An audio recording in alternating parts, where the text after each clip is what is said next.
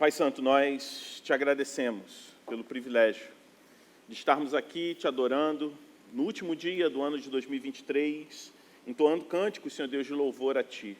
Obrigado, Senhor Deus, porque a Tua bondade tem nos seguido, tem nos acompanhado, assim como o Senhor fala através da Tua palavra lá no Salmo 23. Obrigado, Senhor Deus, que mesmo em meio às lutas, o Senhor não nos desampara. Mesmo em meio às dificuldades, o Senhor está conosco. Nos ensina, Senhor Deus, a confiar no Senhor. E sabemos que podemos fazer isso, confiar mais em Ti, aprendendo mais do Senhor. Portanto, abra, Senhor Deus, nossos ouvidos, nossas mentes e o nosso coração para receber, Senhor Deus, a Tua palavra que vai ser lida e pregada nesse momento. Fala, Senhor Deus, com a Tua igreja, no nome de Jesus. Amém. Você pode se assentar. Queria dar boas-vindas. A gente está num número bem reduzido, muitos irmãos estão viajando, estão fora por conta das festividades, não só de Natal, mas Ano Novo, férias escolares, mas a gente louva a Deus pela vida de cada um de vocês que está aqui conosco nessa noite para cultuar o Senhor. Então, se você está nos visitando, caso você tenha vindo aqui a convite de alguém e está aqui nos visitando nessa noite, eu queria te desejar boas-vindas, dizer que tem um presente, se você está aqui pela primeira vez, um presente para você, uma forma da nossa igreja é demonstrar gratidão pela tua presença conosco, que você vai poder retirar esse presente no final do culto, tá bom? Nós estamos chegando ao fim de mais um ano, fim de 2023. Para uns, um ano maravilhoso, para outros, nem tanto. Talvez para alguns de vocês que estão aqui, você possa estar na sua mente, nesse momento, pensando, foi o pior ano da minha vida. Talvez para outros, foi o melhor ano da minha vida. E para alguns, foi mais um ano na minha existência, um pouco mais do mesmo. Para muitos, um ano de crise, para alguns, um ano de conquistas. Talvez em 2023 você tenha sofrido, convivido com instabilidades. Para outros, talvez 2023 tenha sido um ano de realizações. Mas a verdade é que sempre nesse período, nessa época, quando a gente chega no final de um ano e estamos às vésperas de um ano seguinte, nós criamos expectativas de que o próximo ano seja sempre melhor do que o ano que passou. A gente sempre deseja isso. Mas é fato também que as dificuldades, por mais que a gente almeje um ano melhor, as dificuldades que nós passamos servem para nos amadurecer. Somos forjados nas dificuldades. Quando passamos por momentos difíceis e superamos esses momentos, nós podemos sair mais fortes, ou podemos sair amargurados também. Tudo está ligado à forma como nós lidamos com as dificuldades. Tudo está ligado com a forma que nós lidamos com as situações difíceis, as crises que estão fora do nosso controle e, por vezes, se impõem a nós. E é interessante porque nós, seres humanos, temos um grande problema. Nós gostamos de atribuir culpa a terceiros para tudo de ruim que acontece na nossa vida, até o calendário. Aí, se você passou nos últimos 12 meses situações ruins, você culpa. Foi o ano de 2023. Tem gente que é supersticiosa, né? E fala assim, ano ímpar é sempre um problema. Ainda bem que o próximo ano é par. Aí, para outros, esse ano vai ser bissexto. Aí pronto, se acontecer qualquer coisa ruim, não, foi porque foi ano bissexto. E se em agosto, ano bissexto, em agosto, o dia 13 de agosto, for numa sexta-feira, então pronto. É o ano do azar para aqueles que são mais supersticiosos. Nós culpamos o calendário, nós culpamos até mesmo as nossas falhas e aos nossos defeitos, por exemplo, aos nossos temperamentos. Para muitos que lidam com o pecado de temor a homens, aí você vai falar, você foge dos problemas, você vive em função do que os outros vão pensar. Ah, não, é porque eu sou fleumático. Aí outro é uma pessoa impulsiva. Não, é porque eu sou sanguíneo. Como se isso fosse justificativa para pecar. Aí outro é uma pessoa que é escravizada com o pecado da ira. É uma pessoa irascível. Aí não, é porque eu sou colérico. A gente sempre tem uma desculpa. Algo para a gente poder terceirizar, atribuir os nossos problemas, as nossas dificuldades. Ao mesmo modo que nós temos uma facilidade de nos vangloriarmos com as nossas conquistas.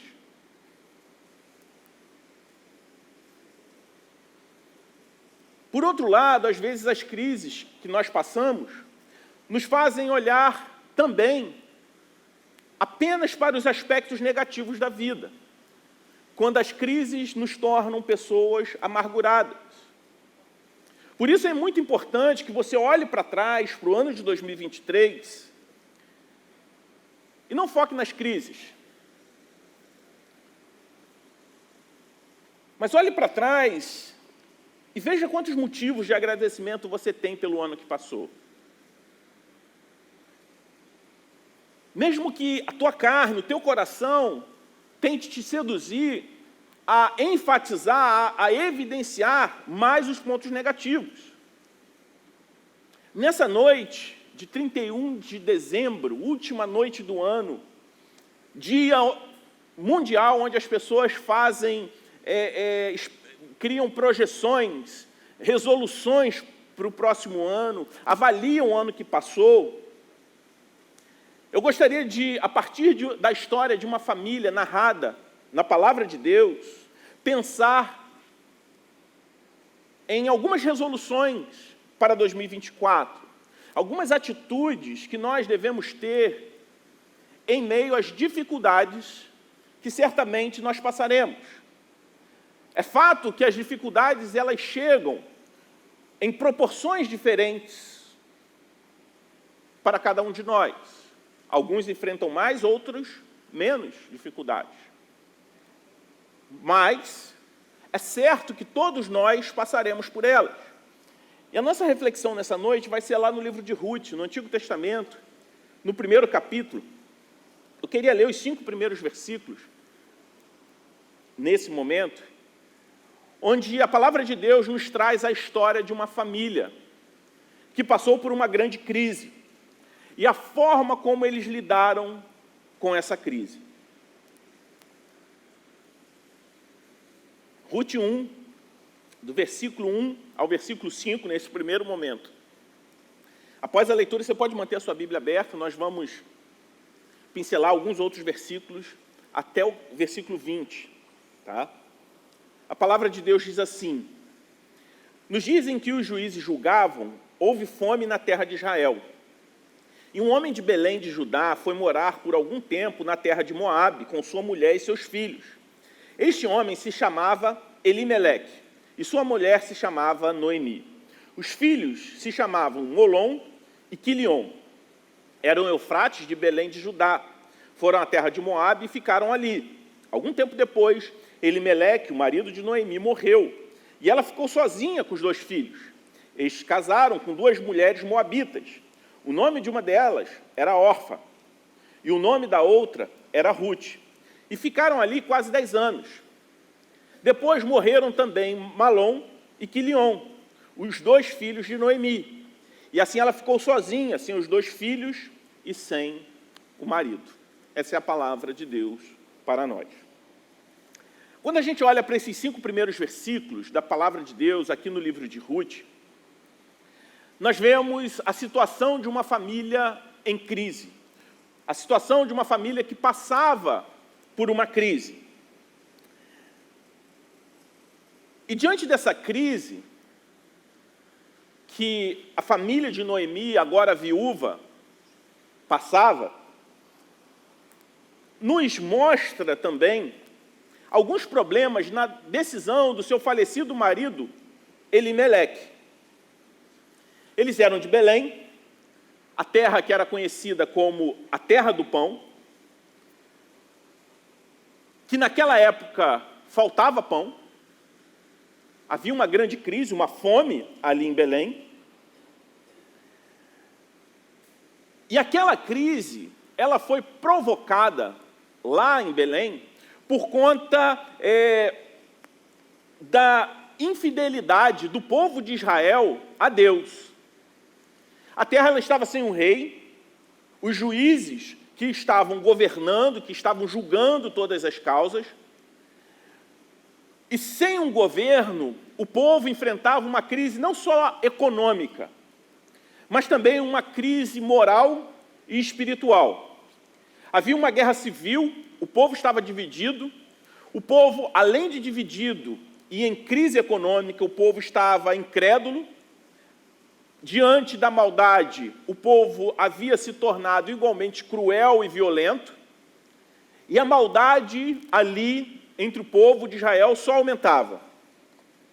E tudo isso era resultado do abandono do povo de Deus ao seu Deus.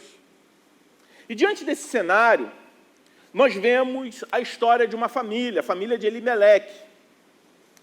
E ele toma uma decisão diante da crise econômica que a sua cidade, aonde o seu povo estava, aonde o povo de Deus morava, vivia, ele toma uma decisão. Ele sai de Belém. Embora essa seja aparentemente uma decisão um pouco óbvia, porque diante de uma crise, diante de um local onde não se tem comida, não se tem oportunidade de trabalho, é natural que as pessoas procurem se mudar. Embora essa decisão, para nós, olhando de forma prática, pareça um pouco óbvia, essa não era uma decisão correta por Elimeleque. Diante da crise, seja ela qual for, seja qual área for essa crise, todos nós temos 3 alternativas. Conviver com a crise, que é o famoso empurrar com a barriga, se acostumar com ela e conviver com ela, e não sair dessa crise, fugir da crise ou enfrentar a crise. Quando nós convivemos com a crise, nós somos anestesiados.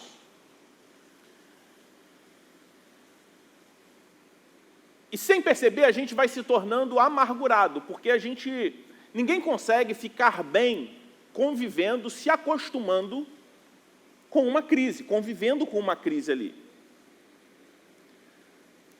Conviver com a crise vai nos deixar mais amargurados. Por outro lado, fugir da crise nem sempre resolve o problema. Às vezes você foge da crise, mas carrega também uma crise dentro de você para o lugar aonde você vai. Às vezes, a atitude de fugir da crise é, na verdade, apenas uma forma de protelar o problema. E a gente faz o quê? Leva a crise com a gente. E na história dessa família, nós vemos ali, na fuga de Elimeleque, ao se mudar de Belém, nós identificamos alguns problemas. E o problema primeiro que a gente pode ver é o problema da incredulidade. Belém era a terra de Deus, e Moabe era uma terra inimiga ao povo de Deus. Era a terra dos descendentes de Ló. Eram pessoas que foram frutos de um incesto de Ló com a própria irmã. Foram os moabitas que invadiram Israel e escravizaram o povo de Israel por 18 anos. Foram as mulheres moabitas que trabalharam contra o povo de Deus no deserto. E o que Elimeleque faz? Ele vai buscar ajuda exatamente no local onde estavam aqueles que eram inimigos do povo de Deus.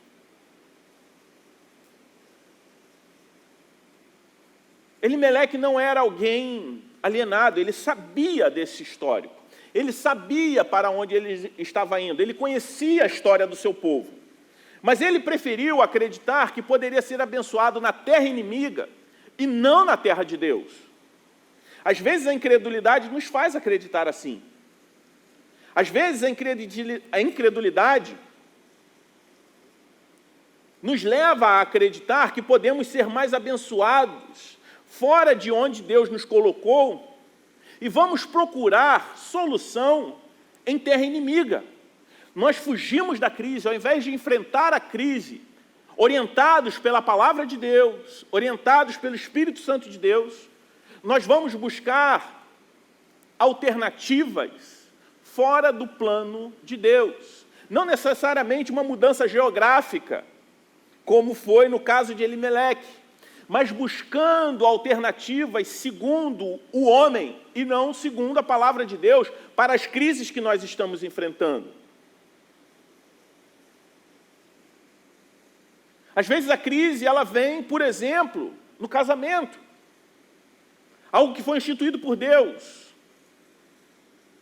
E para solucionar aquela crise, as pessoas elas optam pela solução do inimigo.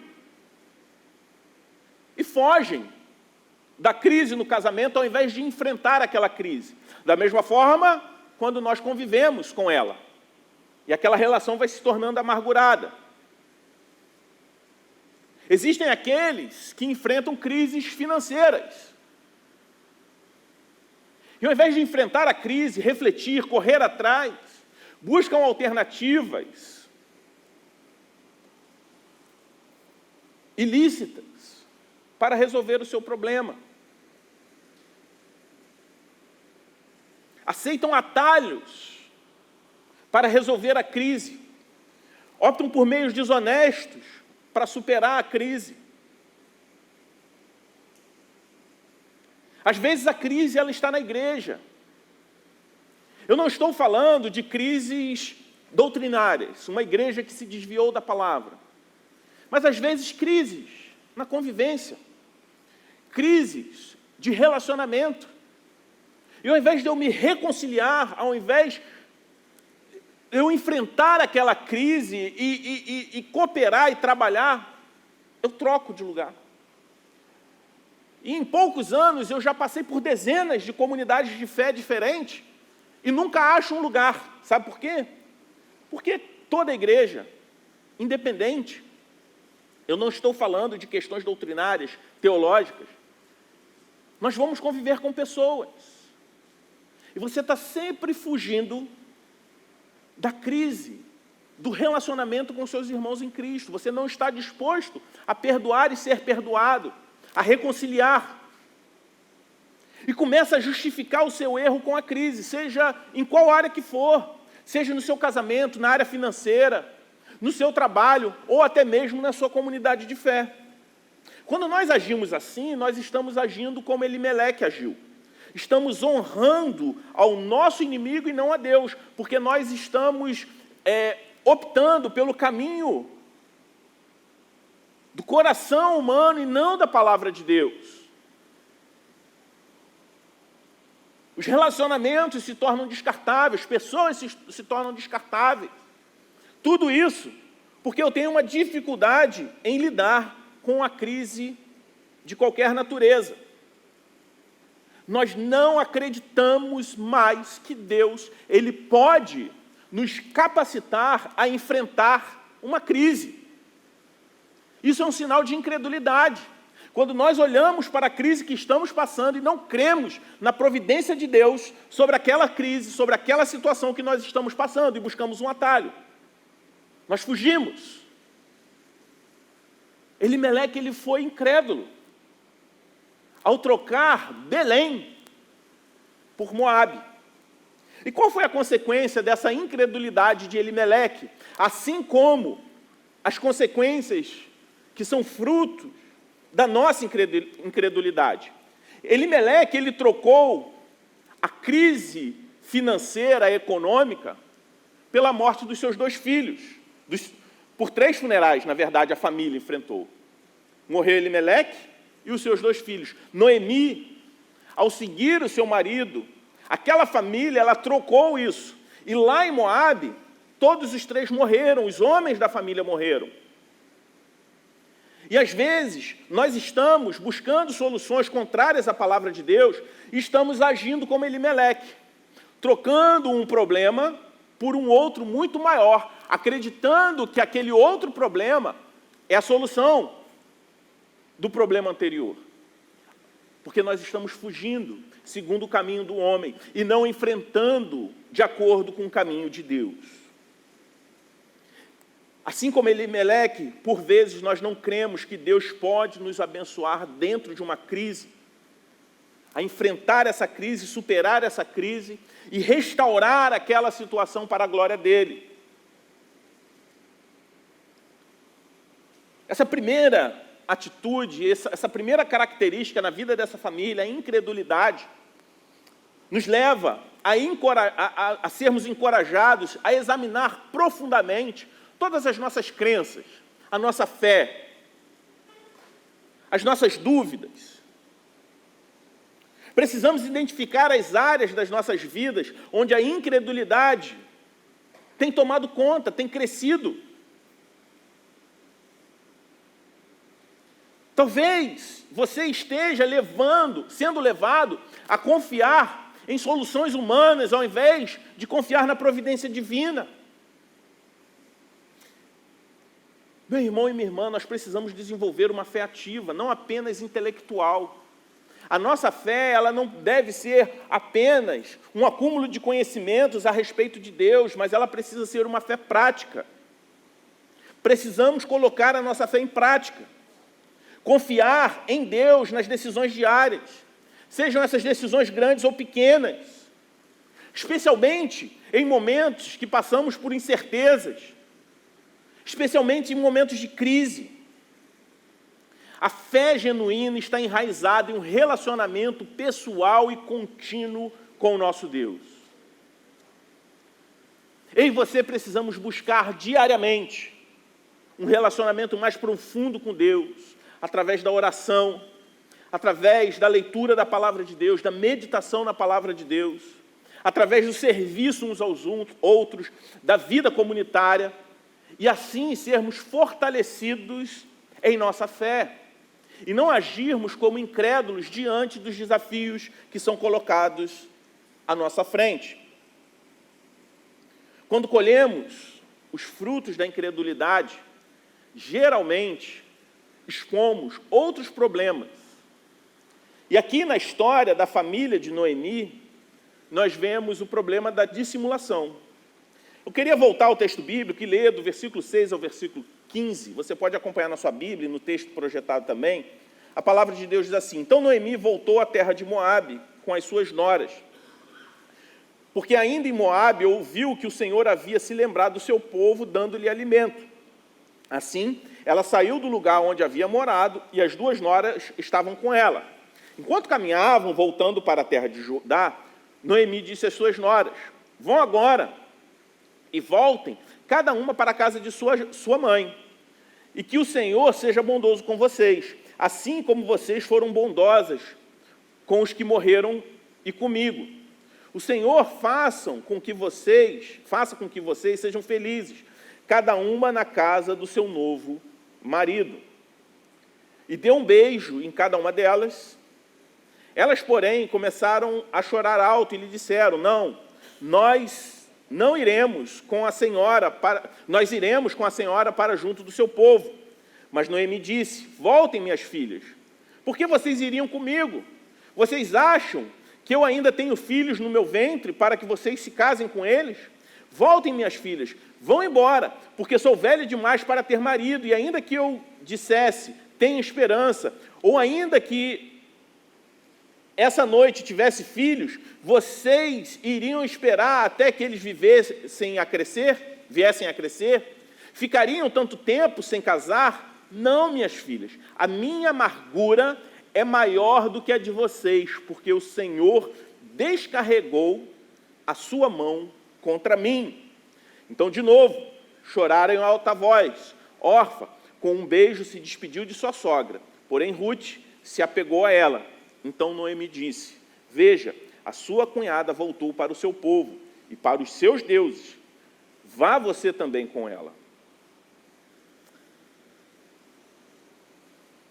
O que nós vemos aqui é Noemi tentando esconder os seus erros. Os argumentos de Noemi parecem bonitos, nobres. E por que eu estou falando isso? Noemi, ela decide voltar para a sua terra. Porque lá em Moabe ela havia sepultado seu marido e seus 2 filhos. As suas noras, elas não eram judias, não eram israelitas, eram moabitas.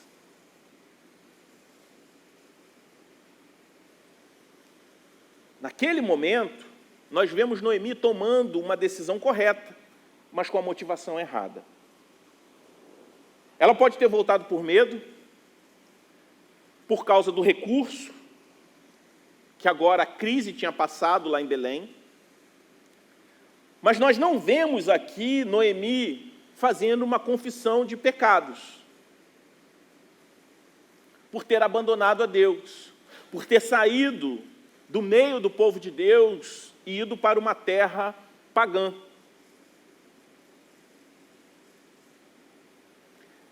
O que nós vemos aqui é uma tentativa de Noemi em voltar para a sua terra. Mas nós não vemos aqui em Noemi uma atitude de volta para o seu Senhor, para o seu Deus. E o que nós vemos aqui? Ela não queria levar as suas noras com ela. Ela não queria levar aquelas 2 mulheres moabitas para a terra onde o único e verdadeiro Deus era adorado. Porque uma israelita temente a Deus desejaria que as suas noras voltassem para Moabe, e ela ainda fala, volte para a sua terra e para a terra dos seus deuses. Por que ela desejava isso? Não somente um retorno a Moabe, mas também que elas permanecessem adorando aos falsos deuses da sua terra. Alguém com coração cheio de Deus deveria desejar a conversão daquelas mulheres, das suas noras. Ela deveria saber que nós não vivemos somente pela necessidade do pão. A impressão que dá é que Noemi não queria que aquelas mulheres fossem com ela, porque Orfa e Ruth seriam provas irrefutáveis que ela e o seu marido permitiram que os seus filhos se casassem com mulheres fora da aliança, e desobedecendo assim a lei de Deus. Em outras palavras, Noemi poderia estar querendo encobrir a sua desobediência ao falar para Orfa e Ruth, não venham comigo. Claro que ela apresentou justificativas nobres. Ela falou, olha só, eu não tenho descendentes, eu não tenho como ter filhos, porque segundo o costume da época, uma viúva ela poderia se casar com um cunhado solteiro ao se tornar viúva. Ela dá essa justificativa. Não vai. Lá em Moabe vocês vão arrumar um marido. Não existia previdência social naquela época. As viúvas ficavam desassistidas.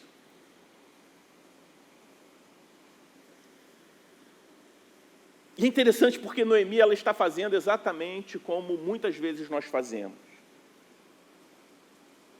Tentamos encobrir os nossos pecados, e tentando encobrir de uma forma bonita, mostrando uma desonestidade, que nós não estamos agindo de acordo com a palavra de Deus, mas trazendo motivações aparentemente nobres para esconder aquilo que nós fizemos de errado, as nossas verdadeiras intenções. Portanto, nós aprendemos com a palavra de Deus que o Senhor ele não olha simplesmente para as nossas atitudes, mas a motivação das nossas atitudes. Então não adianta fazer o bem com a motivação errada.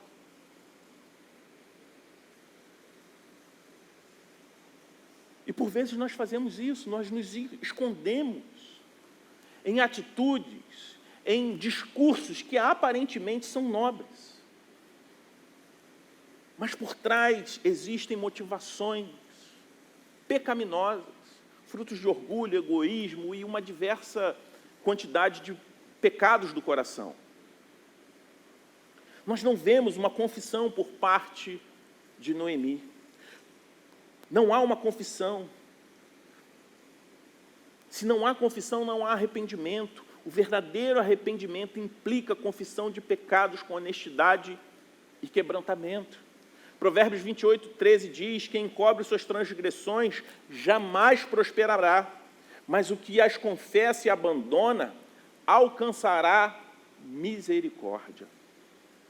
A história dessa família nos relembra da importância da honestidade diante de Deus, da honestidade diante o próximo. Noemi, ela não foi honesta com o Senhor, porque ela não confessou ao Senhor o seu pecado. Ela não foi honesta com as suas noras, porque ela não externou as suas verdadeiras motivações.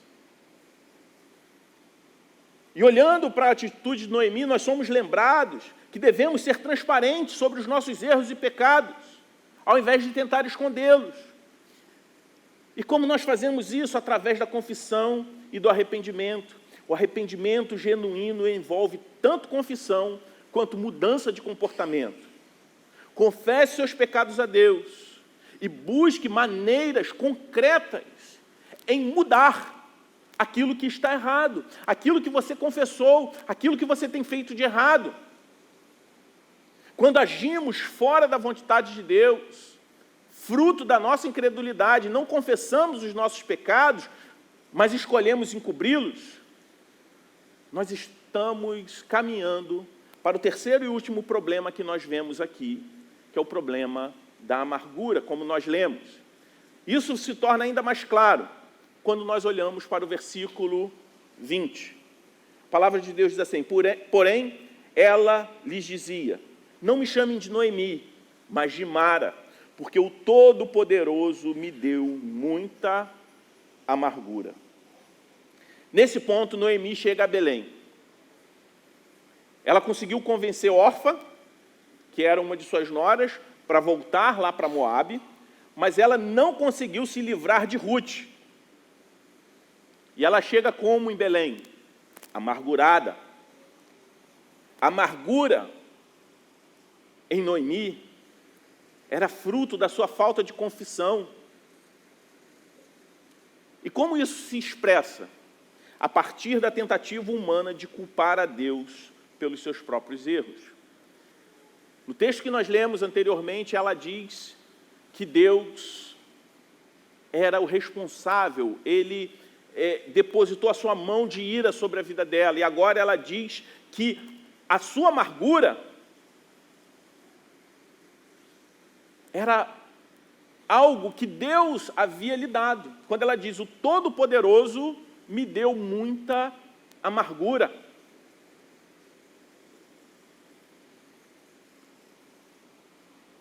Em alguns momentos, aqui nós vemos Noemi tendo essa atitude, mas nós não encontramos em nenhuma parte do texto Noemi ensinando sobre a lei de Moisés para as suas noras. Nós não vemos Noemi e seu marido orando a Deus, nenhum relato na palavra de Deus sobre Noemi e Elimeleque orando, pedindo a orientação de Deus a respeito de uma mudança, de como enfrentar a crise. Nós não vemos aqui Noemi buscando a vontade de Deus, mas vemos Noemi culpando a Deus pela sua amargura. Enquanto, na verdade, todas as consequências sofridas pela sua família foram frutos da sua decisão equivocada de sair de Belém e ir para Moabe. A história dessa família também nos ensina sobre a necessidade de enfrentar esses sentimentos negativos que temos em relação ao Senhor diante das consequências dos nossos próprios pecados. Precisamos trazer as nossas amarguras a Deus em oração, pedindo ao Senhor ajuda para que possamos processar todos esses sentimentos de forma saudável, a fim de que não nos tornemos pessoas amarguradas e culpando a Deus por conta dos problemas que estamos enfrentando. Quando fazemos isso, nós experimentamos o remédio para a amargura, que é o perdão e a reconciliação. Esse é o remédio da amargura.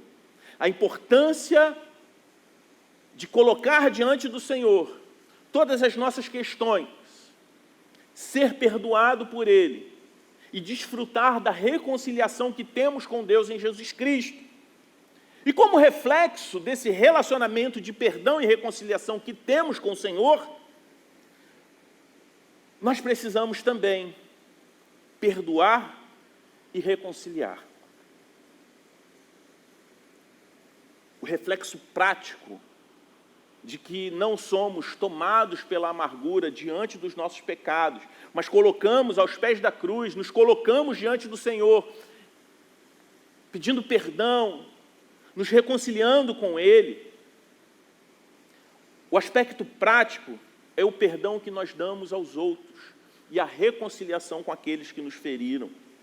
Portanto, a história dessa família também é um encorajamento para que eu e você comecemos 2024 determinados a perdoar aqueles que nos feriram, entendendo que isso é parte essencial do caminho cristão. Supere a amargura, enxergando também as suas circunstâncias, as crises que você tem passado, através da perspectiva de Deus. Confie que Deus pode usar até mesmo as experiências mais dolorosas para o seu crescimento e para a glória do Senhor. Imagine você tem um jardim na sua casa.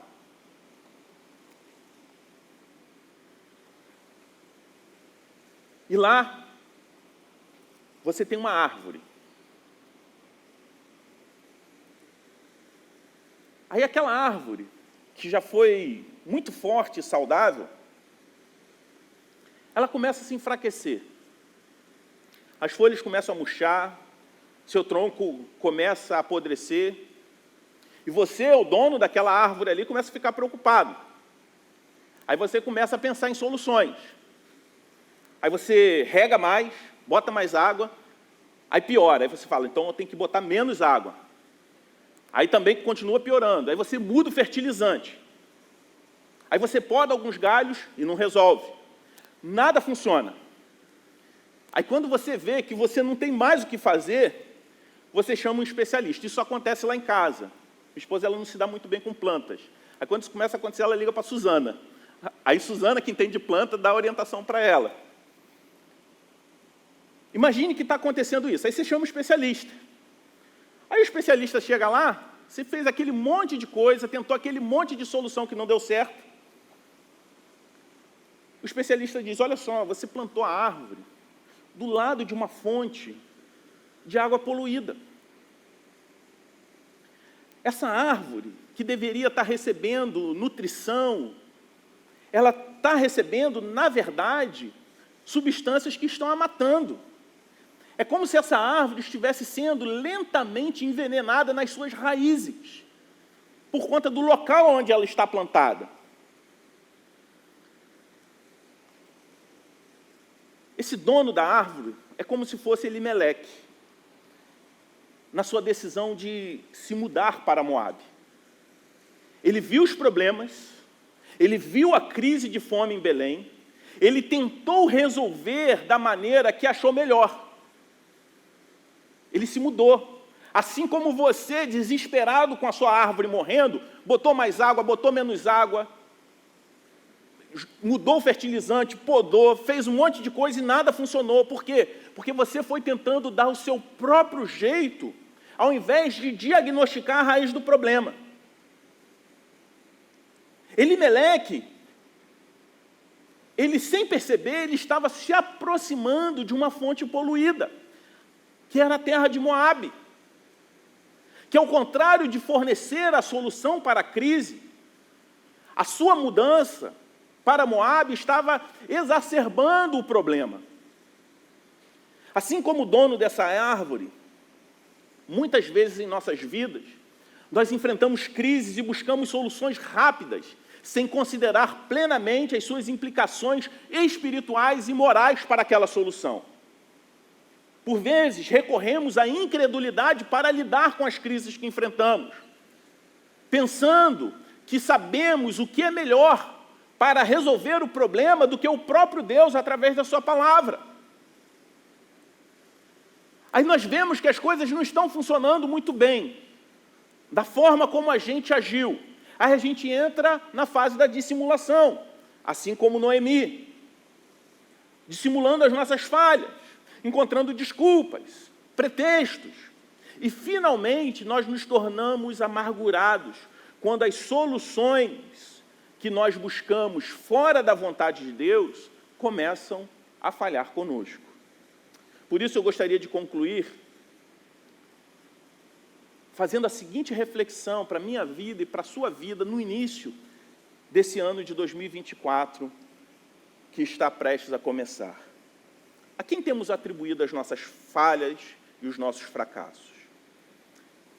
Eu e você temos a tendência de nos valorizarmos nas vitórias, mas a facilidade de culpar alguém pelas nossas derrotas. No segundo caso, por vezes Deus se torna um dos nossos alvos favoritos, como se Ele fosse culpado por uma situação difícil que estamos passando, mas temos dificuldade de enxergar o conjunto de decisões que tomamos sem consultar ao Senhor. Fugimos da crise, ao invés de pedirmos ajuda de Deus dentro da crise. Porque Deus é o único que pode nos tirar da crise ou até mesmo nos acompanhar durante a crise até que ela termine. É interessante que Elimeleque significa meu Deus é rei. Porém, o Senhor não reinava de fato na vida dele. Ele saiu do local onde a presença de Deus era representada por uma terra inimiga, para uma terra onde era uma terra inimiga, e como consequência, após 10 anos, aquela família colheu consequências terríveis, inclusive com a morte dos 3 homens da sua família, simplesmente porque eles não buscaram a orientação de Deus para enfrentar a crise da escassez de pão. Saiba que é melhor passar pela crise confiando em Deus e buscando em Deus a solução do que fugir da crise para uma terra inimiga. Como você tem enfrentado as suas crises? Como você vai enfrentar as crises que podem surgir em 2024? Quando você olha aí pelas redes sociais, nas placas de algumas igrejas, nós vemos decretos sobre o próximo ano.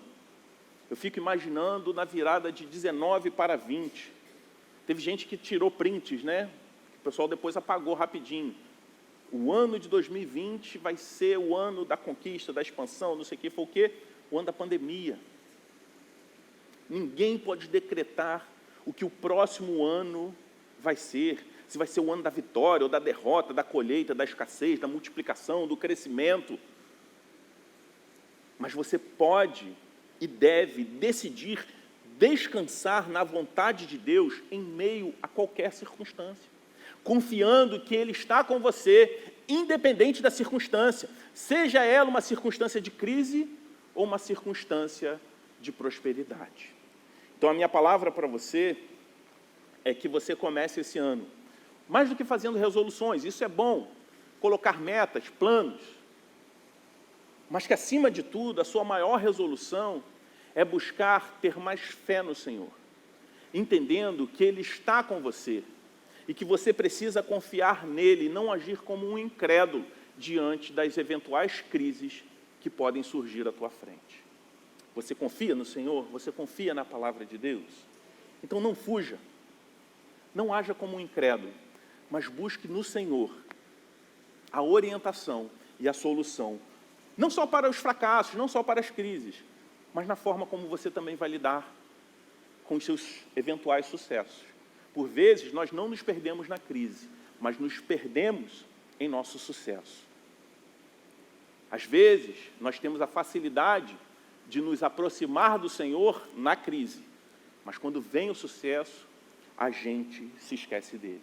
Então, para o ano de 2024, que a sua maior resolução seja: confie mais no Senhor, não haja como um incrédulo, seja na crise ou no sucesso. Jamais se esqueça que o Senhor precisa, Ele deve ser glorificado através da sua vida, independente da circunstância que você está atravessando. Amém? Vamos orar? Pai Santo, nós te louvamos, Senhor, por esse ano que se inicia. Te louvamos também pelo ano de 2023, pelas conquistas, pelas perdas, pelas dificuldades e pelas vitórias. Porque, a despeito de qualquer circunstância, o Senhor está conosco. O Senhor está cuidando de nós. O Senhor é o nosso provedor. Portanto, que o Senhor aplique a sua palavra em nossos corações e que possamos, Senhor Deus, crer em Ti, desenvolver um relacionamento profundo e contínuo contigo, confiando que o Senhor está cuidando de nós. Que não venhamos, Senhor Deus, nos esquecer dessa verdade. Que não venhamos, Senhor Deus, fugir dos problemas, nem tampouco conviver com eles, mas enfrentar os problemas, fortalecidos pelo Teu Espírito e orientados pela Tua palavra. Que essa seja uma verdade na minha vida e na vida dos meus irmãos, não somente em 2024, mas durante todo o tempo que estivermos caminhando nessa terra. Essa é a nossa oração, no nome de Jesus. Amém.